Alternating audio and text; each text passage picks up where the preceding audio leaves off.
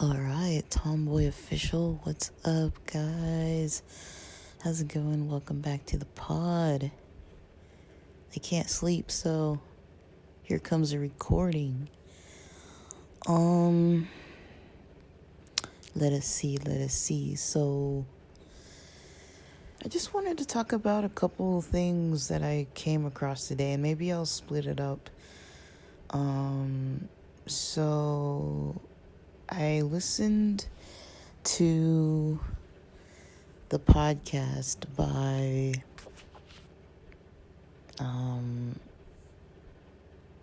wow, I might be kind of too tired to remember anything, honestly. By Jamie Messina, The Stories We Tell.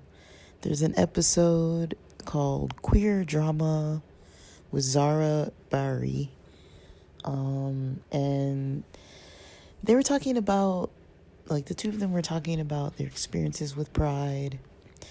They both kind of mentioned that when they were younger, they went to Pride festivals or had experiences at Pride festivals and going out and stuff, maybe in their 20s, which isn't uncommon. And then in their 30s, maybe kind of stepped away from some things because they felt like maybe there was a lot of drama. And then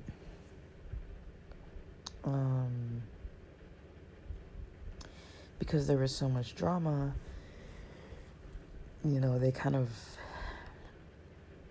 got a little bit disinterested in, trying to have a lot of party experiences with a lot of different people because they noticed that, it can be toxic or things like that. And they started comparing now to how, when they're older, maybe late 30s, early 40s, somewhere around there. And they talked about going to LA Pride and some other city prides and how, there was maybe some drama that had come up. And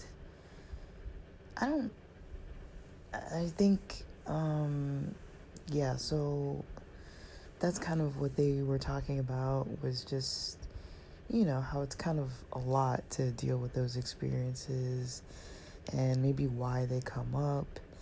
So that idea of queer adolescence, that's not what they were labeling it, but that idea has come up maybe a couple times in content I've been consuming recently. Even though I think a while back, maybe last year or so, it was more of a trending topic. But, this year, even though people maybe aren't calling it queer adolescence, it sounds like people are kind of addressing a lot of the queer drama that goes on. So I was kind of interested in, kind of recapping a little bit of what they were saying. So, sorry, I'm yawning. They were talking about, this experience where it's a lot of queer people, maybe in their teens or early 20s, or a lot of times before they end up moving out of their family's houses. Not everybody moves out, but before they end up moving out. Because maybe a lot of people felt like they couldn't safely come out while living at home. And I understand that. It's completely understandable. It's like, if you're gonna come out and you're not comfortable doing it while you're, forced to kind of depend on, the people you're living with for shelter, food, safety, just social peace in general, because I could say that, sometimes when people come out, sometimes it's good, and then sometimes, it's maybe not so good, but then maybe the families come around, and then there's the worst case scenarios where it's bad and stays bad, or even if people get kicked out or have to deal with arguments every like way too much, sorry, that's my water bottle. Have to deal with arguments way too much, or just like discomfort with people challenging them, and it can get toxic, abusive, or people can even get disowned or kicked out or cut off, from like different things, like punished, all kinds of stuff, unfortunately. And so it makes sense when people don't want to stay, that they might decide, hey, I want to leave, I don't want to live here anymore. And so, yeah, like, not really wanting to live there anymore. So, or not being able to live there anymore. So a lot of times it's not uncommon for people to move, and then they start actually being more, like active with their emotions and their kind of interests, and kind of trying to maybe date more or have queer social groups. I don't mind talking to some of my experiences on that end. I find it really weird living in LA. It's such an open-minded city, but the household I'm in when I'm in LA is not that open-minded. Like, we don't really have like massive drama about things anymore, really. I think as a family we've kind of matured out of that, but at the same time we don't really have like a lot of like openness and sharing and stuff like that. Like, me and my siblings are kind of, we're pretty close, but siblings or offspring to parents and that kind of thing, there's still a bit of that, like they kind of assume a lot of things that maybe aren't accurate or true. Like, it can be simple stuff, like they might assume that something's like going wrong, or assume that like something's not being taken care of just because they don't ask. And so whatever they don't see, they don't really assume that something's being handled, so it's kind of like, I'm the kind of person that I can sit up in my room and like get stuff done and not really have to talk to my folks about it. Like, I'll just do it, and they might assume that, oh, maybe you're like sleeping in, or maybe you're like not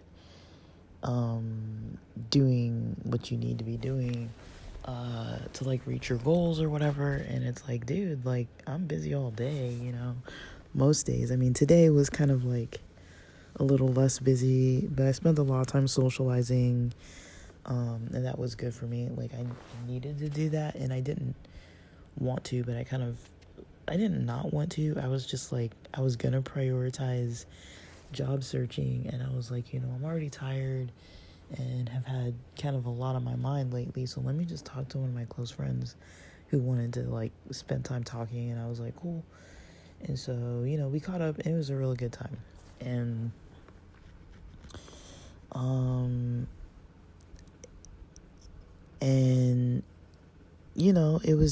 it was just kind of like, I was glad I did it. I felt a lot happier. We had some laughs, talked about really topics that are relevant to the both of us, and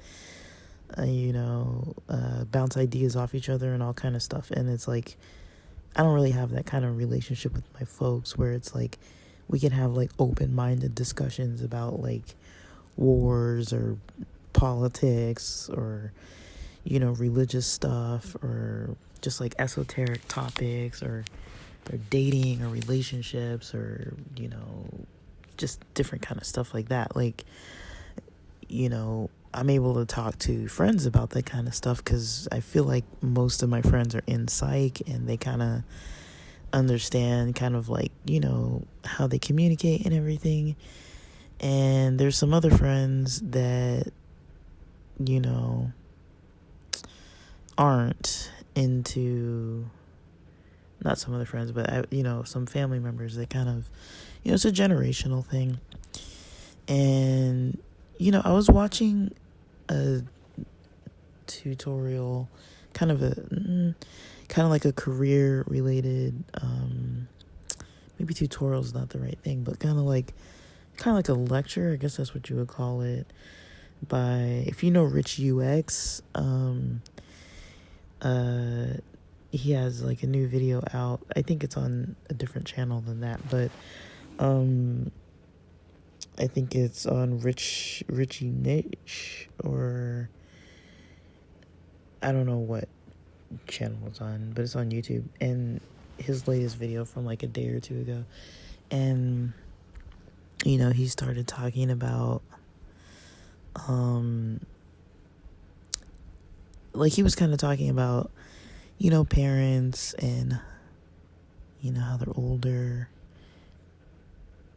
and a lot of how they operate is because of the generation that they're from. And so to try to judge them from past things based on current standards is maybe sometimes not super fair. And I kind of like that because it's like, I'm not saying everybody has to like subscribe to that kind of thinking, but I liked it just because it kind of gave a different perspective, where it's like, there's a lot of stuff that I've kind of seen them, my folks kind of grow out of some of the things that were more concerning. So now it's like, yeah, none of us are perfect still, but it's like, we can actually like maybe start at least having conversations where it's like it doesn't always result in an argument or somebody like flipping out about something. It's like we can at least have multiple civil meals per week and not get to each other so much to a point that it's like too much. So things like that, that I'm just kind of like, I'm really not in the habit of sharing too much about my life. Like not with them. Like I don't talk to them about dating. I don't talk to them about, pretty much anything that their religion is against. And,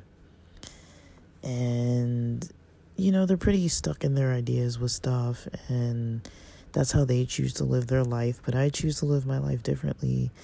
And, I think it's fine. And I think we're all kind of learning to accept each other. But, there's definitely stuff that it's like, I notice that when I'm in San Diego, for instance, or just on my own and with friends and stuff, I can definitely be myself, say what I want. I don't find myself, not necessarily walking on eggshells, but I don't find myself having to like, choose my words so carefully. It's like I can curse if I want to curse, I can smoke if I want to smoke, talk about dropping an edible if I want to talk about it, or have one, or have a drink, or talk about some parties, or go party, or go to some kind of rave or something and like dance and be with friends and just kind of be myself. Not that it's all about just like letting loose and being like crazy or whatever, but that can be part of it. And then another part of it is just being able to have like authentic conversations about stuff. and share about like genuine experiences and things, either past or, you know, current, or about the future, like kind of goals, plans, stuff like that. So I'd say the comfort level I'm at with them is more like sharing generally goals, plans. Other than that, I don't really share too much with them about my social life. A little bit, but not much. I don't share too much with them about kind of what I do with my friends, or where I go, or who's somewhere, or what we're doing, or anything. I don't really involve them in too many things. But that's kind of my choice. I don't think that I can't. It's just like I don't really I don't have the desire to do it, you know? It's like I prefer to just, you know, keep things to myself with people that I don't consider like too open-minded about things. They're not that open-minded about stuff, and you know, I feel like it's just kind of like there's stuff that I just don't need to like talk about with them. Like if they ask me about it, I'm not gonna like lie or whatever, but it's like I'm not gonna bring it up. And especially because it's not topics that we generally speak about, and I don't really feel any desire to like push them to kind of like even start talking about stuff that they don't just organically start talking about on their own. It's like I know their comfort level with what they want to talk about. So I'm not really gonna try to talk about other stuff, you know, with them. And I don't think I have to, you know, like they're my parents. We're not, you know, we're not enemies, but we're not like besties, you know, that's not what that is, you know. It's like we try to keep a close, healthy family relationship as much as can be expected. And then we all make mistakes, and it's not out of hand or anything lately, so that's fine. But there's definitely been times in the past where, you know, as parents, they kind of maybe didn't really know exactly what certain of us needed for us to kind of feel more secure. They chose some options that they thought would be best for security, like making sure we can, you know, focus on education, and making sure we could, you know, have a household where, you know, overall, like, we were able to kind of just like not like shop a lot and stuff like that, like, but, you know, I guess my parents' idea, like what my dad would always say, was like, you know, if we have money, then you guys have money. But if we don't have money, then there's, you know, there's no buying extra stuff. So it's like, it just kind of depended how the money situation was going. Like sometimes it's like, oh, we could get like a little extra stuff, or like, you know, a little bit of luxuries. And then other times it was like, no, like everything is like super frugal. Can't even afford like, you know, an extra poster board for a project or something like that. Or like, here's the last dollar out of my wallet to go get paint that you need for some school project or something. And it's like, we literally don't have any more money, you know. It's like, so it's been on different ends of the spectrum, from like good to bad. But we were always fed and taken care of, and like the lights were on and the water was on, and we had you know, like the house was like, you know, in like a decent condition, you know. It wasn't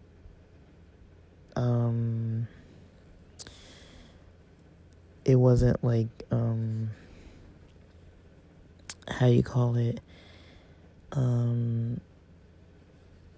like, yeah, like the bills were taken care of, like to a point where it's like, as kids, we weren't like maybe we noticed when we couldn't like go to the mall and buy CDs, or I couldn't go to the guitar shop and get like extra strings or like whatever. But it's like, you know, we were never, you know, like not fed for certain meals because there was no money, or like we at least had the basics all the time. So, but yeah, I can tell that a lot of things kind of weighed on them with the finances and everything. And so there's definitely a lot of problems, you know, which, you know, I don't think I could have done a better job, you know, so I try not to be too harsh about it, because I'm like, well, I don't have kids. I'm not raising kids. If I was raising 2-3 kids right about now, I don't know how I'd be handling that. So, it's just, you know, trying to like understand that they did the best with what they had, and we were all growing together, you know. So I kind of just get that, but it's easy to think like, oh, things could have been better in certain areas. Just maybe like the social environment in the house could have just been easier, like smoother.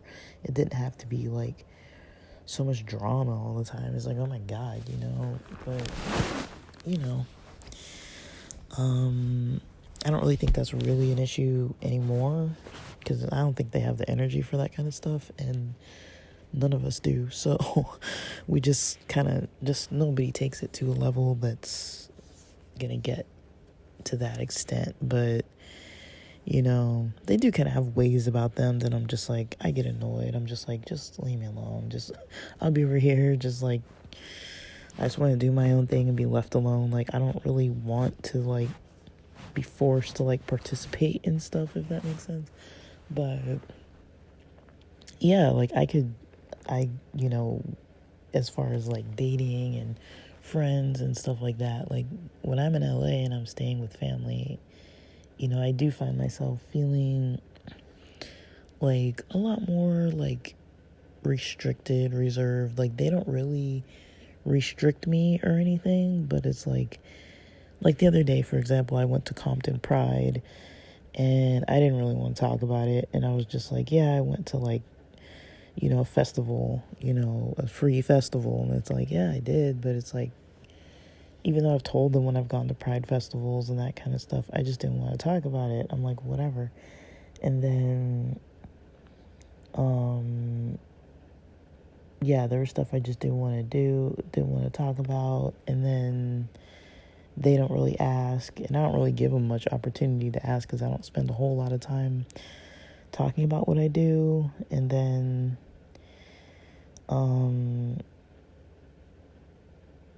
yeah, like, I just don't feel the same. Like, I'm just not, like, as comfortable as I could be.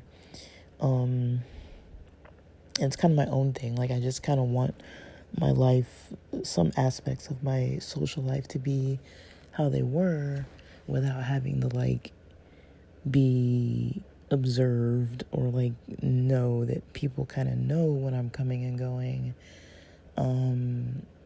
It's like I kind of just like to keep that to myself. Like, I don't want to have to like explain myself with the choices that I make. And so it's not that easy to just like live with people who are kind of like never leave the house, like literally, almost literally never leave the house. So it's like, if I leave the house, or if I'm available to like chat, it's like my life has stuff kind of going on. I'm not like retired or anything like that. So it's like, you know, of course people just naturally want to like ask questions and be like, oh, like, where'd you go today? Like, how was the gym? Like, how was this? How was that? And like, I just don't want to talk about it. You know, a lot of times I just don't want to talk about what I've been doing. It's like, I just like to keep it to myself, like kind of leave me alone about it, you know. But, you know, like, I don't really like to me, it's a little nosy. It's like, I don't really want to share. It's just not kind of how I feel about living here. And I don't know if it's surprising to me. Like, maybe it is. but I do kind of like my space, so there's definitely that. But yeah, I can see why, people who have like way worse situations would not want to be like too open with their families about stuff. I mean, like in my house here, it's not like a big deal. It's just nobody ever talks about any of the elephants in the room, It's like just nobody brings it up, and that's just how it is. But, I have like pride stuff in my room, and before I cleaned out my car and started the process of trying to get it sold or something, like, I had pride, like a pride flag in my car for like years. Like, it's not like they don't see it. It's not like they don't know. Like, my windows aren't even tinted. They know. Like, there's no way they don't know, but they're not going to say anything. And, they're not going to bring it up or whatever. But I kind of know what I kind of know what they think. Like, I know there's a friend that I see a little bit locally sometimes that they kind of think that I'm kind of like dating this person, which we're not, but they probably might think that because of Instagram. But other than that, it's like, I mean, I'm not dating them, and but yeah, even things like that, it's like it's hard to even like go on dates or you know even care to date for that matter. It's like, like, first of all, I don't want to be spending a lot of money and going out a lot, but that kind of thing. So that's mostly my experience in like a lengthy nutshell. But like, I can't really say that it's like bad. It's just, I definitely do get in my head a lot. But it's not like I'm actively being like bothered by anybody, like on like for them to try to like purposely get under my skin or like be like aggressive on anything. Like, currently that's not like an issue at all. Not really at all. So I can't really say that it's necessarily like a bad household to live in. I just have my own preferences, if that makes sense. And I maybe underestimated the amount of energy I needed to replenish to be able to kind of like do all the stuff I need to do to actually move. Like, in my head, it wasn't going to take very long, but it's like once I started getting settled into kind of actually taking a long break and everything, like a lot of stuff started coming up, and I was just like dealing with it, but kind of in a pretty isolated way. And so it just wasn't like, I think it was best for me, but it wasn't because it was good for me because I had the money to spend to do stuff I wanted, if that makes sense. It's like I wasn't really bound by finances, not so much. Like I couldn't like buy like a brand new car or something like that. Like, but I could go to San Diego like once a month or twice a month sometimes. I could go snowboarding a few times. I could take a couple Vegas trips, like, buy what I wanted with like Amazon or food or Uber Eats or whatever. Like, I was kind of just doing whatever, and for quite a few months, and that really was helpful. But yeah, like, it was kind of like I was in a recovering kind of period for like quite a few months, probably like mostly like January through like most of April, I would say. And so, of this year. And so it's just been a big, long learning process. But definitely working on my health and stuff too. So that's all good stuff. It's like I kind of got a good glimpse at what it's like to kind of spend time with my folks during a time when I'm not forced to really like be with them or whatever. Like, I could take trips or go do what I want to do. I wasn't like that concerned. So, yeah, I mean, overall, I'm kind of like pleased with the way things are going. Like, overall, they're not going poorly.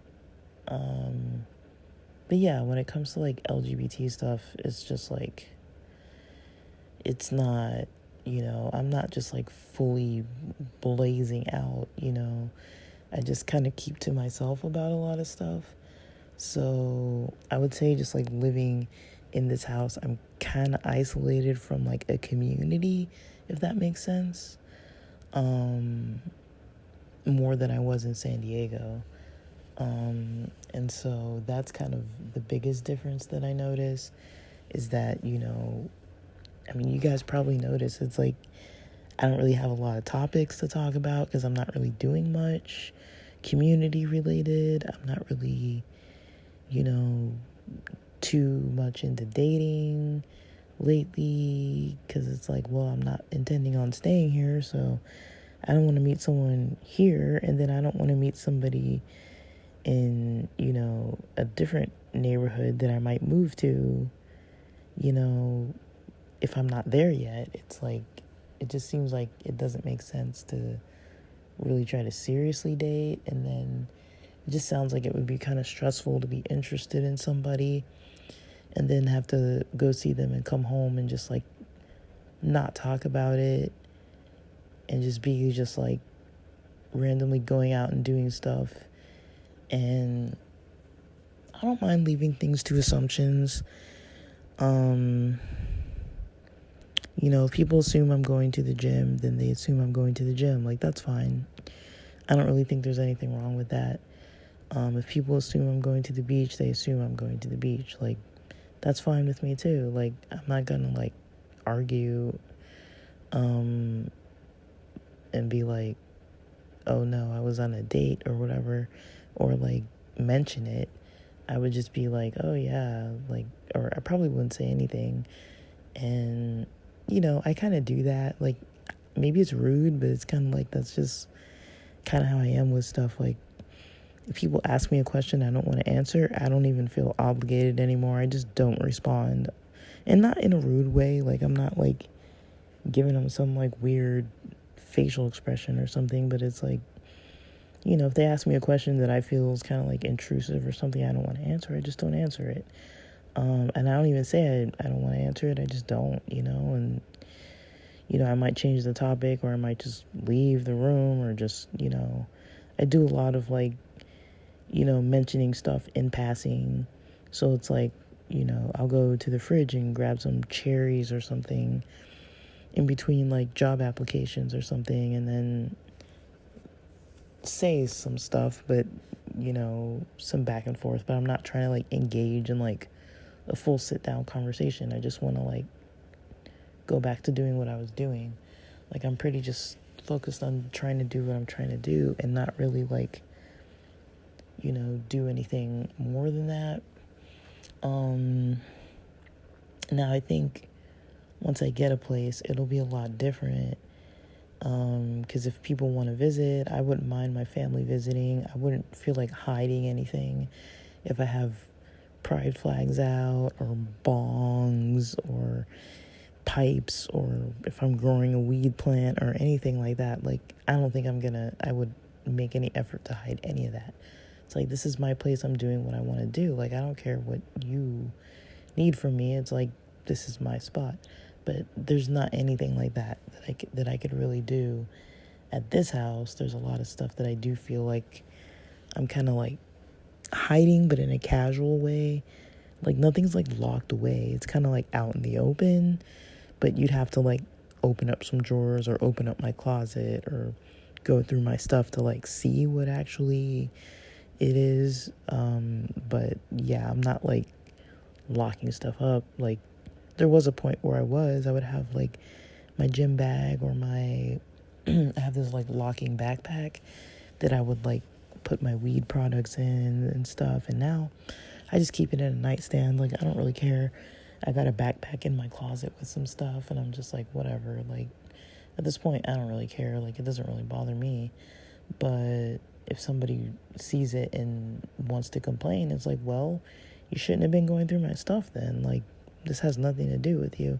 So that's kind of how I am with stuff. Like, I don't really talk about it, but I do what I want to do with my space, with my body, with my, with my things, like with my car, with my room, with my stuff. I kind of do my own thing. So if that makes sense, that's probably the best I can describe the whole situation. It's just like, it's not toxic. It's just, I'm not very open, but I'm not like super hiding, if that makes sense. It's just like, I'm kind of just like, I just don't talk about it, but I just do what I'm going to do.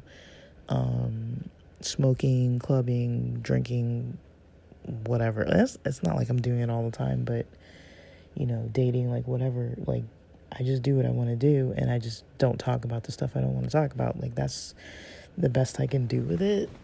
I don't know if I want it to be different. I think that's kind of a little bit of a dangerous way of kind of trying to approach relationships with people sometimes, is trying to feel like, there's stuff that I maybe desire or prefer, but it's like to expect it to change. It's like, I don't really think I would need to really expect that they are going to change every way that they think or whatever, to try to just accommodate me. Like, I don't really see that happening. They have the right to their own way of living, with their own comfort too. So it's like, it is kind of like a weird little balance where it's like, okay, they got their stuff that they need for themselves. I got my stuff that I need for myself, and we gotta kind of make this whole thing work. And we found a way to do it, but it's like, it's kind of like everyone's a little cautious. Nobody really wants to rock the boat.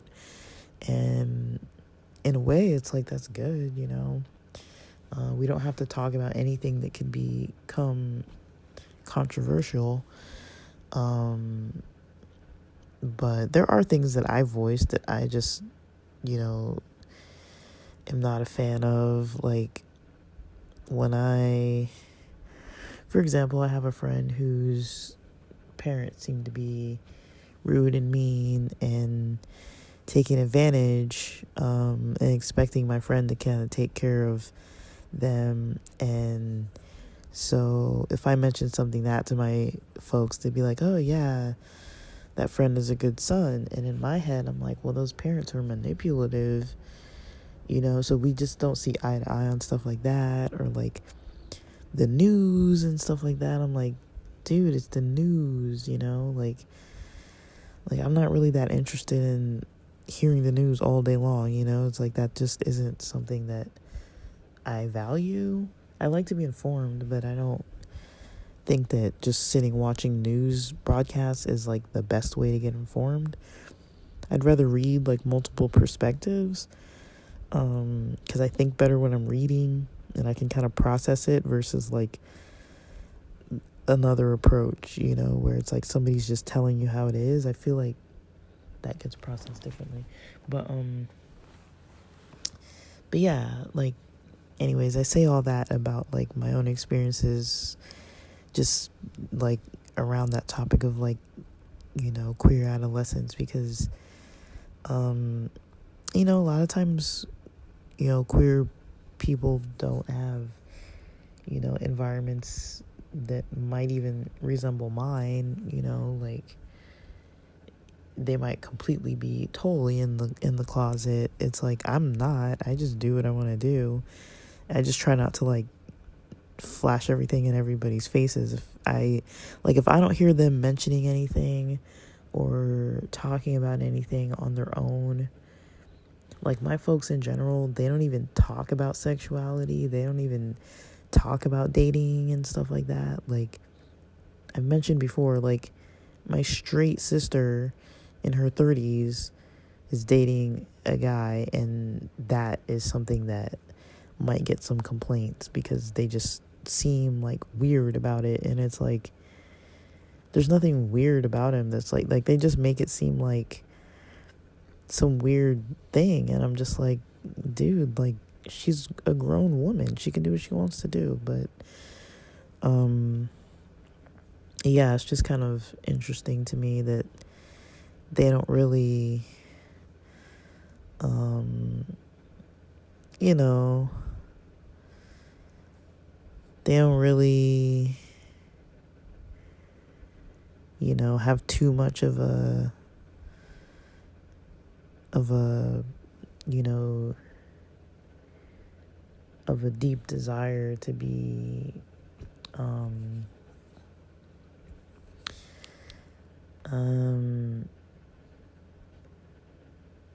you know, like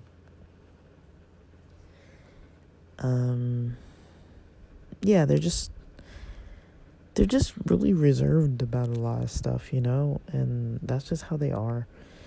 And so yeah, even things that like our modern world, like simple things that people do, like the easiest things to think about are like going to bars, going to clubs, like doing that kind of stuff. Like, they don't do that kind of thing, like, ever. Like I've mentioned before, like, we've never, other than like having cooking sake that I'm the one who purchased, or I think one emergency kit. There was like an emergency kit of some kind that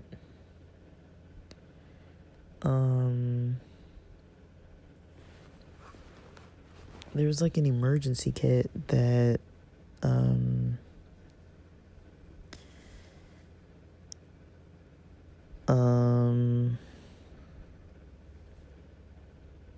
I don't know, like there was just like an emergency kit that had like a little vodka bottle in there, and that went missing, and nobody ever said who took it. And so I don't really know, like I've never seen my folks consume any alcohol ever, you know, and stuff like that. Like, they're quite straight edge types of people.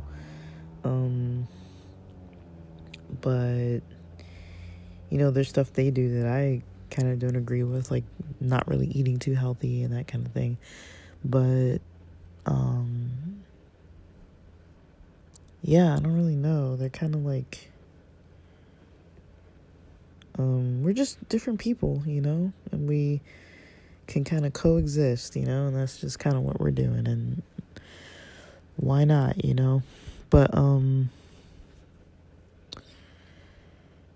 yeah, like, I don't know, like with the queer adolescence types of topics, it's like when people are younger, they might not have the freedom. Like, I can move, you know, I can get my old job back. I can move back to the city I was living in easily. If I wanted to do that tomorrow, I could start that process and just call, you know, my previous director or manager and just be like, hey, you know, I'd like to work where I was working before, or get my job back, or reapply, or whatever the heck. And they would openly take me back. And I could easily move back to San Diego. I mean, if I took that job, I'd have to have roommates. That's the only thing, because it doesn't pay that well. But I could still technically get my life back to where it was, which, minus the people I was living with, it would have to be different people. But there is somebody that I previously had lived with that did offer to get a place together, and me and that person do get along. I would not want to live with them necessarily, but if I was in a crunch and had to, that would probably be the option, because that guy really wants to move. He wouldn't mind living with me, and he really wants to move, because he's living with some wild person right now. So But yeah, like, he did put it out there that if I ever want to get a spot together, we could do that. Because we get along, we still talk, we keep in touch and stuff. But I don't really want to live with him. But if I had to, I could. We'd be fine living together.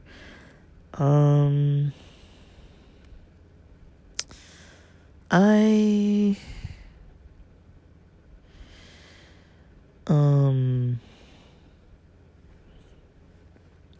I'm not too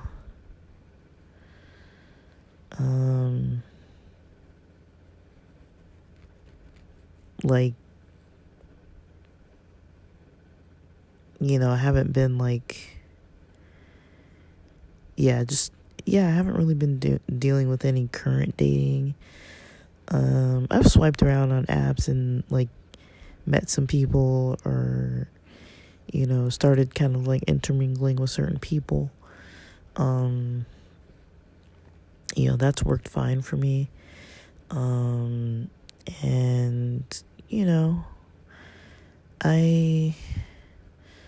I've been liking it, but yeah, I don't really know what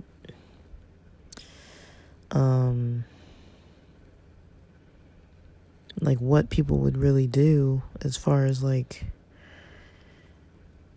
if they weren't comfortable where they live. Like, I think the main thing would really be, trying to gain as much access to as many resources in case you have an urgent need to kind of like move.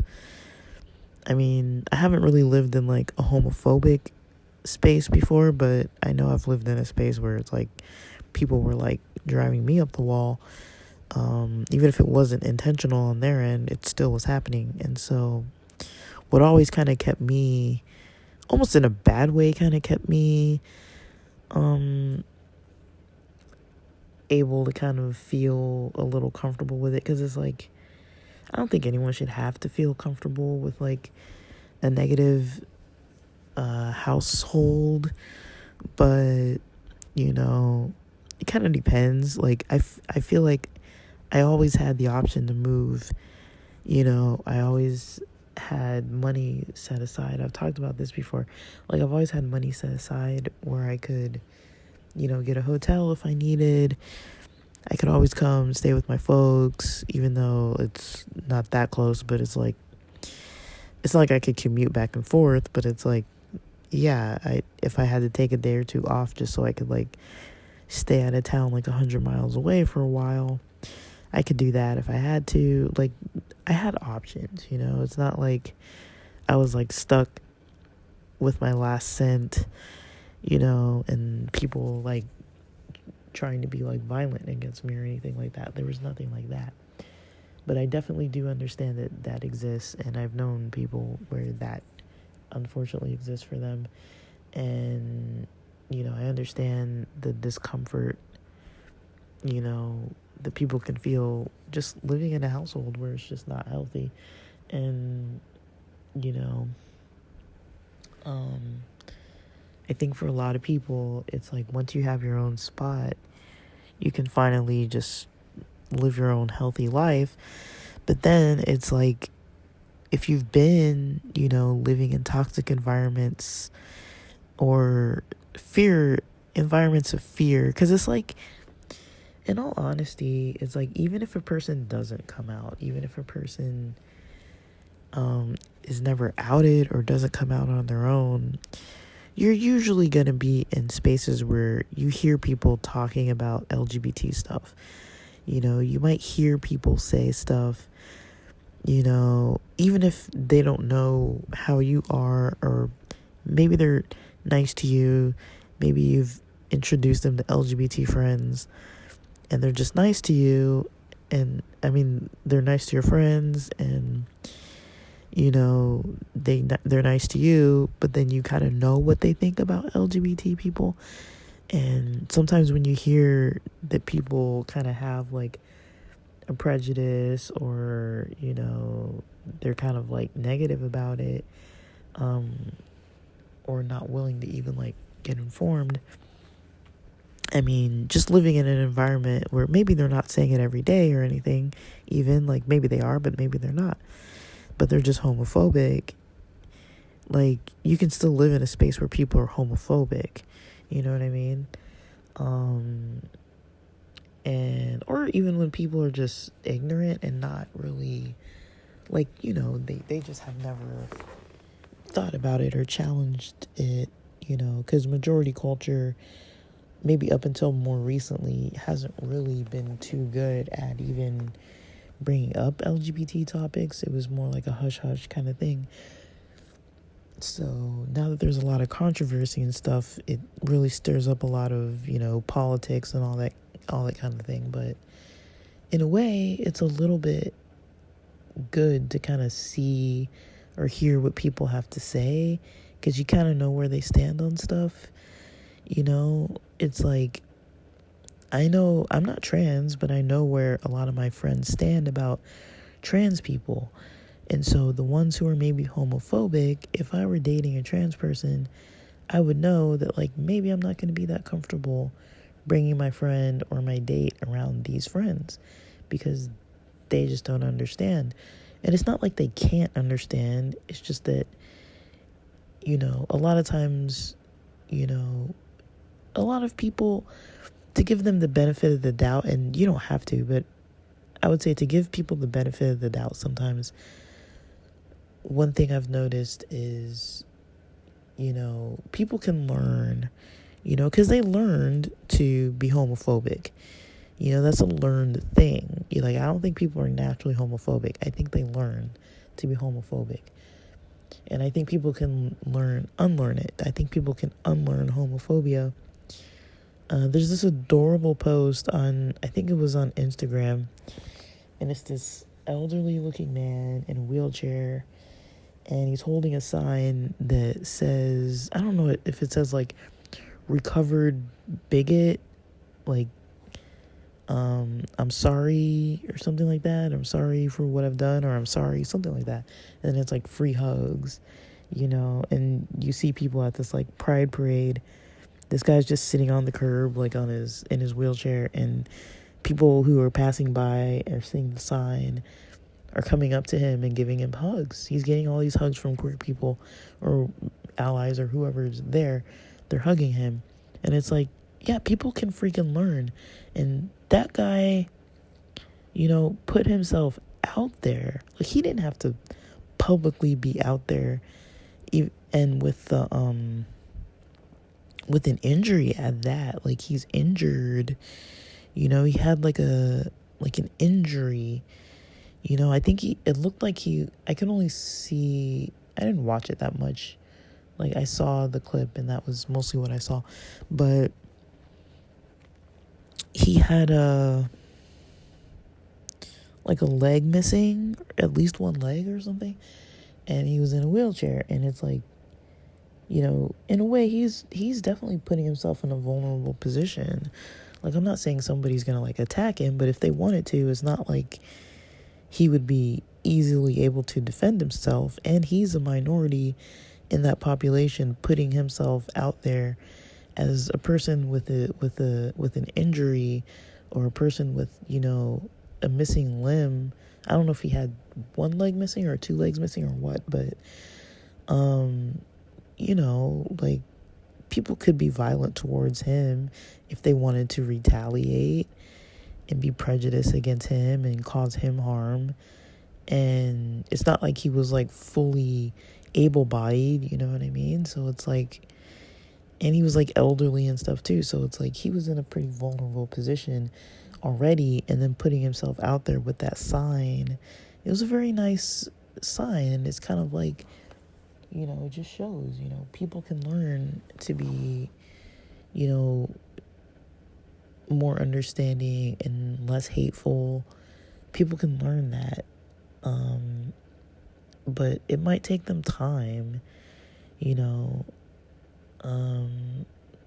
if you think of it, a lot of people were taught these things so early on. Like, I don't know if I'm wording this right, But I believe that politics are a religion, and I don't really know if that's the right term, if religion is the right term. It's definitely a strong belief system, and people can be very passionate and, firm on their political beliefs, and a person who's homophobic is just as, firm on their beliefs as a person who's an ally, who's firm on their beliefs. And so it's like, it's hard to really see it that way, but it's like, it's true. Like, they're firm on it because of how they're thinking, and both sides are firm on their beliefs, and so, but some people do have things that they hate, and I think, as a non-straight person, it can be really hard to be understanding of people who are homophobic. It's like, you don't have to be, but that was always one thing that for me was interesting, working with the general population in mental health, is that people don't know you as a therapist that well. Like, they don't know if you're an LGBT person usually. And over the phones, people didn't even know my race. And so I would hear people say a lot of racist things, people calling people the N-word, or referring to certain family members as the N-word because they were like a black family member, and this, these clients that were saying this were not black people, and they were saying that, and I'm just like on the other phone, and they don't even know who I am, and they see me eventually, and they're like, whoa, like, you're black, and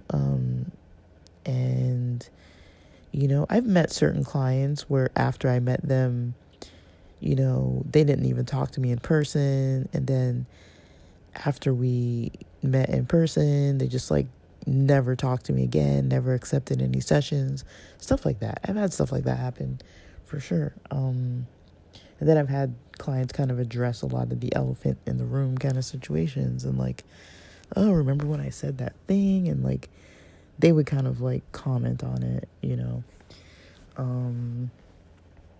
and try to correct themselves because they knew I was trying to help them, and they didn't like know, anything about me really.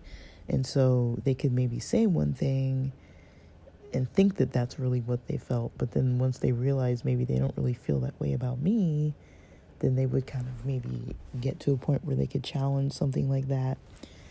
And I also noticed that, it was not always, but I worked with a lot of older generation of people too. And the way they were taught is a very certain way. Like, people in their 60s were not taught the same way that people in their 20s these days are being taught, Like, that's a whole different world. And so I do think a lot of these things come into play. Maybe they get discussed, maybe they don't. It's late at night for me right now. I'm just rambling, as you can tell. So I hope I'm kind of making sense, but I think if people are kind of struggling with their households and stuff, if you can find resources and support, like, generally a lot of areas have 211. They usually can give all kinds of community support options, and the Access and Crisis line as well. You don't have to be in a crisis. You can just call them for information about mental health related needs, shelters, stuff like that. Like, they usually know about the resources and can help at least give updated numbers, because a lot of times the websites might be out of date. But yeah, when it comes to, a lot of the drama that maybe is seen in the queer community, a lot of times it's like people have been through a lot, they're in households where they're hearing all these negative messages. That's not uncommon at all. to be, at the least, hearing negative messages here and there about your own identity, and people might not even know what you're dealing with on the inside, and they're just saying whatever they're going to say negatively against someone who's like you, and they don't even know that that's your exact experience, and then take it from there and throw some dating in there, you know. But that's it for now. Thanks for listening.